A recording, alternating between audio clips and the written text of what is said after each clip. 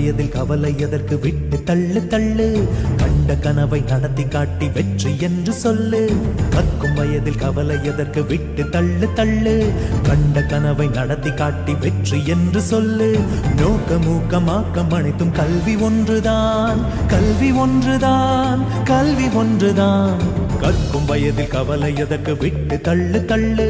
கண்ட கனவை நடத்தி காட்டி வெற்றி என்று சொல்லு